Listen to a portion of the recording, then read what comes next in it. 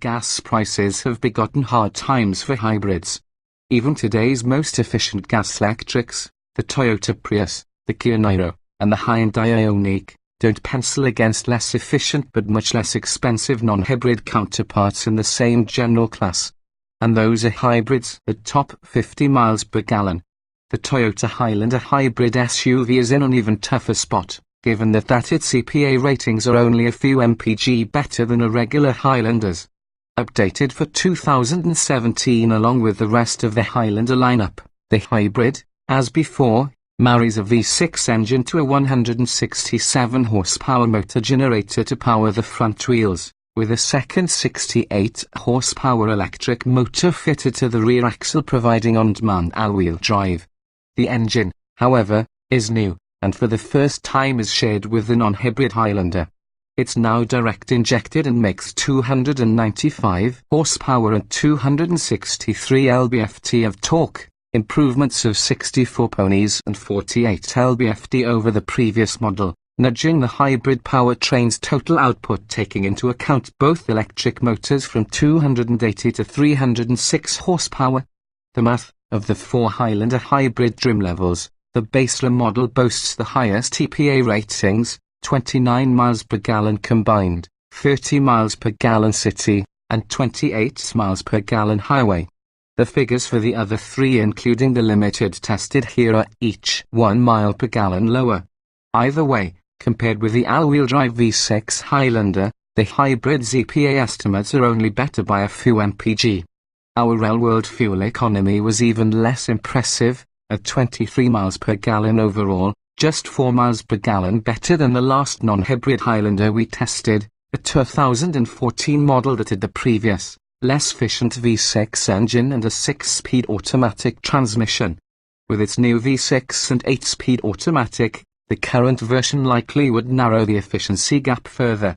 In our 75 miles per hour highway fuel economy test, this latest Highlander hybrid achieved 26 miles per gallon, exactly the same as a non-hybrid 2016 Highlander V6, or 1 mile per gallon worse than its EPA highway rating and no better than some of its non-hybrid peers, such as the Mazda CX-9. If there's a silver lining, it is that the Highlander's hybrid price premium is smaller than most.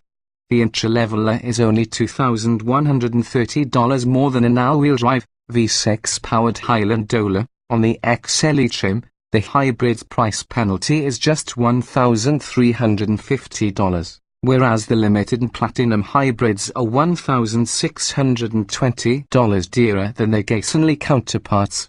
Oh, and this hybrid, thanks to the updated, more powerful V6 engine, is the quickest Highlander we've ever tested, reaching 60 miles per hour in 7.0 seconds flat. That's 0.6 seconds quicker than the old hybrid and 0.3 seconds quicker than the pre-refreshed standard Highlander with a previous V6 engine. Still, we'd save the money and just buy the non-hybrid model, which also benefits from a more traditional driving experience. Accelerate quickly in the hybrid, and the V6 and electric motors combine for a sort of mooing soundtrack as the engine revs to its power peak and stays there while the transmission engages the optimum drive ratio. Despite the hybrid's AWD setup, there is noticeable torque steer as the front wheels fight for purchase during hard acceleration. Up to about 30 miles per hour, the hybrid feels peppy and quick. Above that speed, the sense of acceleration wanes as the electric motors lose wind and the V6 shoulders more of the burden. This isn't entirely surprising. According to Toyota's weight figures, the battery-assisted Highlander Limited Hybrid is 310 pounds heavier than an equivalent non-hybrid. Dynamically, the 3-row Highlander is an exciting, with lifeless steering, occasionally floppy body motions, and horrible brake feel. Toyota has yet to figure out how to transition smoothly from regenerative braking, wherein the electric motors act like mechanical brakes, converting kinetic energy into electricity, to conventional friction braking via the brake rotors. The result is vague and unpredictable response from the brake pedal, although the hybrid's actual stopping distances are par for this class. A regular 3-row show, powertrains aside, the hybrid follows the general Highlander script as a competent family hauler. All models green cosmetic updates for 2017, including a wide MF grille, more LED lighting accents front and rear, and a generally classier appearance overall. The cabin's assembly is high quality and handsome, and we like the wide shelf that spans most of the lower dash and is handy for storing everyday detritus. Demerits include the touchscreen's distance from the driver. It's an easier reach for the front passenger and the stubby audio and back knobs that are nearly flush with the surrounding surface and therefore difficult to grip. The Limited tested here, along with the top-end Limited Platinum model, comes with a pair of Secondo captain's chairs and a third-row bench, but buyers can opt for 3% benches in both rows to seat 8 in total on the Land XLE. The Highlander's second row offers plenty of space, plus 4 lift and recline adjustments, although the seats have a rather low cushion, while the cramped third row is intolerable for anyone but small children.